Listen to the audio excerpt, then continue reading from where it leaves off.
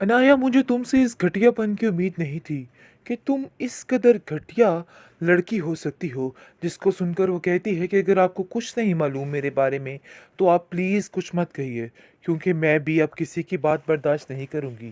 पहले ही मैं काफ़ी ज़्यादा परेशान हूँ, मज़ीद परेशानी नहीं मोल ले सकती। अनाया काफ़ी ज़्यादा रो रही होती है और कहती है कि मैं आपको हर चीज़ साफ-साफ बताऊँगी, लेकिन आपको मेरी बात का यकीन करना होगा। जिस पर खामोश हो जाती है इशल और कहती है कि आखिर क्या वजह बनी जो इतना बड़ा झूठ तुम्हें बोलना पड़ा। तुमने कोई मामूली झूठ नहीं बोला जिस चीज़ के लिए हम सब खामोश हो जाएं।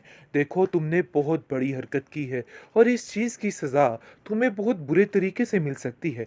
तुम इस बात को बड़े अच्छे तरीके से जानती हो। अनाया कहती है कि मैं सब कुछ जानती हूँ, इसलिए आपसे मेरी दरख्वास्त है कि आप मेरे साथ ऐसी कोई बात मत कीजिए, क्योंकि मैं ऑलरेडी काफ़ी ज़्यादा परेशान हूँ।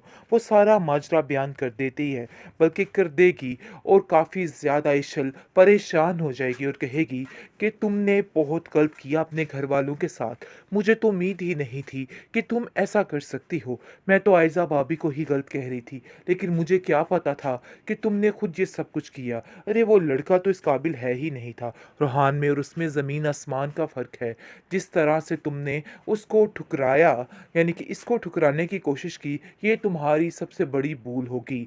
तुम अभी भी सब कुछ ठीक कर सकती हो। देखो, सारा मामला राहे रास्त पे आ सकता है, तो बेहतर यही है कि कोई भी ऐसी बात मत करना जिसकी वजह से कोई परेशानी बने। अनाया खामोश हो जाती है और कहती है कि मैं बड़े अच्छे तरीके से जान चुकी हूँ कि आखिर हकीकत क्या है, सच्चा कौन है और झूठा कौन है, क्योंकि वो सच्चे तरीके से दिल से इस रिश्ते को मान चुकी है और समझ चुकी है कि उसने अपने माजी में बहुत बड़ी बेवकूफ़ी कर दी थी। बात खुलने वाली नहीं है, और ये तुम्हारा बड़कपन है कि तुमने इन सब चीज़ों को देखते बूझते हुए सारी चीज़ों को इग्नोर किया है। मैं इस बात के लिए काफ़ी ज़्यादा खुश और मुत्तमिन हूँ कि वाकई में नाया किसी सेफ हाथ पे लग गई है, और इसने वाकई में तुम्हें बता के बहुत अच्छा काम किया है। बहरहाल जी, आप देखेंगे कि रूहान के दिल में बिल्कुल भी कोई ऐसी बात नहीं आ रही है, लेकिन खुटखुटी लग चुकी है आयज़ा को, क्योंकि आयज़ा को समझ नहीं आ रही कि आखिर वो क्या करे। और वो कहती है कि आखिर बाबा कैसे अनाया को माफ़ कर सकते हैं। मुझे अनाया ने बताया कि उसको माफ़ कर दिया गया है, लेकिन मैं इस चीज़ का यकीन कैसे करूं। मुझे पता है कि जो कुछ भी हुआ है सिर्फ़ और सिर्फ़ अनाया की वजह से हुआ है, और मैं कभी नहीं चाहूँगी कि उसको माफ़ी मिले। जिस पर उसकी माँ कहती है कि बेहिर्सी की भी कोई इंतहा होती है। देखो, ये जो हो रहा है ना, उसको होने दो, और बेहतर यही है कि तुम इस मामले से अब दूर ही रहना, क्योंकि मैं तुम्हारी अब कोई बात नहीं सुनने वाली। जो हुआ सो हुआ, लेकिन मज़ीद तुम्हारी कोई भी बात इस तरह की मेरे कानों तक आई तो मुझसे बुरा कोई नहीं होगा, और मैं ऐसा कुछ भी नहीं चाहती हूँ। और अगर तुम कुछ गलत करोगी, और अब तुम्हें उसी हिसाब से ही बदला दिया जाएगा। लेकिन जी, आप देखेंगे कि आयज़ा कहती है कि आपको नाया की मोहब्बत जब से मिली है, और आप सब कुछ मेरा भूल गई। जिस पर वो कहती है कि जिस तरीके से तुमने जलील और रुस्वा करके अपने माँ बाप को उस घर से निकाला है ना, ये बात मैं कभी भी नहीं भूल सकती। अनाया को इस बात पे काफ़ी गुस्सा है, और वो जाके आयज़ा से कहती है कि आखिर आप ऐसा कैसे कर सकती हैं? कैसे आपने बाबा को उस घर से बाहर निकाल दिया? अगर किसी को यहाँ पे पता चले कि वो लोग अपनी मर्ज़ी से नहीं बल्कि आपकी वजह से यहाँ से गए हैं, तो फिर आपकी आखिर क्या हालत हो और क्या हश्र रह जाएगा आपका? जिसको सुनकर वो कहती है कि इसका मतलब है कि तुम ये बात अब बताने की कोशिश करोगी और उन लोगों को बताओगी कि जो कुछ भी हुआ ये सब कुछ मैंने किया है। देखो, अगर तुमने ये सब कुछ किया ना, तो मैं एक पल नहीं लगाऊंगी तुम्हें बर्दाश्त करने में, और देख लेना कि तुम्हारा ऐसा हश्र करूंगी कि तुम याद रखोगी, क्योंकि अब तुम्हें खामोश रहना ही होगा। इशल को जैसे ही नाया की हकीकत का पता चलता है, तो उसके रोंगटे खड़े हो जाते हैं, और उससे ये चीज़ बर्दाश्त नहीं होती। उसकी माँ ने हालांकि इसको बताया होता है कि तुम इस मामले में कुछ नहीं बोलोगी, इन सब मामला से तुम्हें दूर ही रहना होगा, लेकिन फिर भी इंसानियत के नाते वो ये सब कुछ नहीं कर सकती। वो नाया से जाके पूछ लेगी और कहेगी कि नाया, आखिर तुम ऐसा कैसे कर सकती हो? मुझे तो इस चीज़ का यकीन ही नहीं आ रहा। कितनी घटिया हरकत, ये सब कुछ क्या है? जिस पर वो कहती है कि आप किस किस्म की बात कह रही हैं, मैं आपकी बात को समझ नहीं रही। जिस पर वो कहती है कि मैं तुमसे सारी तुम्हारी पास्ट की बात पूछ रही हूँ, और ये बात तुम्हें बड़े अच्छे तरीके से मालूम हो चुका है कि मुझे तुम्हारी सारी असलियत पता चल चुकी है, जिसकी वजह से अनाया के अपने रोंगटे खड़े हो जाते हैं और हैरान परेशान हो जाती है। लेकिन आप देखेंगे कि वो कहती है कि मैं आपको सारी हकीकत बताऊंगी, लेकिन अभी इन सब चीज़ों को को थोड़ा वक़्त चाहिए। मैं चाहती हूँ कि मुझे थोड़ा वक़्त दिया जाए ताकि मैं अपनी सारी सफाई आपके सामने पेश कर सकूँ।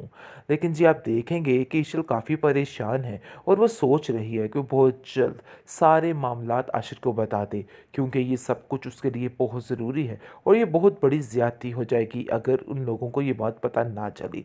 बहरहाल जी ये मामला तो एक तरफ है, दूसरी तरफ अनाया काफ़ी ज़्यादा खुश हो चुकी है क्योंकि रोहान ने उसकी बहुत मदद की है और ये बात साबित कर दिया है कि वाक़ई वो उसका वेल विशर है। क्योंकि जिस तरीके से उसके बाप से जाके उसने सारी बात क्लियर कर दी और उसके बाप ने उसको माफ़ भी कर दिया। ये बात अनाया के लिए बहुत बड़ी और खुशी की बात है। जैसे ही अनाया घर जाएगी, वहाँ पर उसकी माँ कहेगी कि कोई उल्टी-सीधी बात मत करना, जिस पर वो कहती है कि मैं यहाँ कोई उल्टी-सीधी बात नहीं करने आई, बल्कि आप लोगों को सिर्फ़ और सिर्फ़ यही बताने आई हूँ कि मैंने जो कुछ किया मुझे इसकी काफ़ी ज़्यादा शर्मिंदगी है।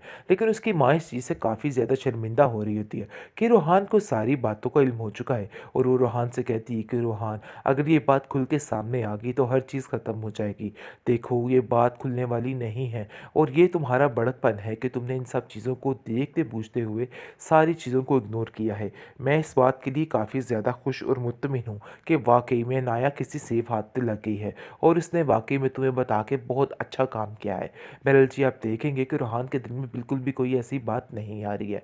लेकिन खुटखुटी लग चुकी है आइज़ा को, क्योंकि आइज़ा को समझ नहीं आ रही कि आखिर वो क्या करे और वो कहती है कि आखिर बाबा कैसे अनाया को माफ़ कर सकते हैं? मुझे अनाया ने बताया कि उसको माफ़ कर दिया गया है, लेकिन मैं इस चीज़ का यकीन कैसे करूँ?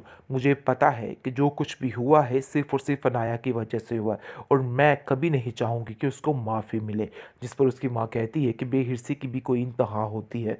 देखो, ये जो हो रहा है ना उसको होने दो और बेहतर यही है कि तुम इस मामले से अब दूर ही रहना, क्योंकि मैं तुम्हारी अब कोई बात नहीं सुनने वाली। जो हुआ सो हुआ, लेकिन मज़ीद तुम्हारी कोई भी बात इस तरह की मेरे कानों तक आई तो मुझसे बुरा कोई नहीं होगा और मैं ऐसा कुछ भी नहीं चाहती हूँ। और अगर तुम कुछ गलत करोगी और अब तुम्हें उसी हिसाब से ही बदला दिया जाएगा। लेकिन जी आप देखेंगे कि आयज़ा कहती है कि आपको अनाया की मोहब्बत जब से मिली है और आप सब कुछ मेरा भूल गई। जिस पर वो कहती है कि जिस तरीके से तुमने ज़लील और रुस्वा करके अपने माँ बाप को उस घर से निकाला है ना, ये बात मैं कभी भी नहीं भूल सकती। अनाया को इस बात पे काफ़ी गुस्सा है और वो जाके आयज़ा से कहती है कि आखिर आप ऐसा कैसे कर सकती हैं? कैसे आपने बाबा को इस घर से बाहर निकाल दिया? अगर किसी को यहाँ पे पता चले कि वो लोग अपनी मर्ज़ी से नहीं बल्कि आपकी वजह से यहाँ से गए हैं, तो फिर आपकी आखिर क्या हालत हो और क्या हश्र रह जाएगा आपका?